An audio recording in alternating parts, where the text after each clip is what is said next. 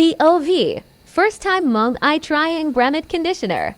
So ito na nga, story time. Dahil matagal nang trending itong Bremont conditioner at maraming claims na maganda daw ito, napabili na nga ako. Isa lang muna ang binili ko. So nag-shampoo muna ako gamit yung sachet ng Bremont shampoo na pa-preview nila. In fairness sa shampoo, mabango at mabula kahit konti lang ang ilagay. So sobrang excited, saglit lang ako nag-shampoo, nilagay ko kaagad sa buhok ko para malaman kung maganda ba talaga sa buhok.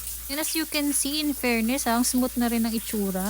O diba Mare, wala nang sabit o may paganyan pa ang ante mo. And pagkatuyo, grabe, na-shook ako Mare. Tingnan mo naman. Yung buhok ko, tingnan mo, na dry, dull, and frizzy. Ito na siya after. O diba, unexpected. Akala ko nabudol lang ako. In fairness, legit ha. Nakaka-smooth, straight, and nakaka-bounce ng buhok. May pa-shiny effect pa. Parang nagpa-salon yarn. For its price sa 105, kayo na humusga kung maganda rin siyang bilhin. At ang maganda dito, Mare, may buy one take one sila. Kung gusto mo rin, alam mo na, product link in Yellow Basket. Bye!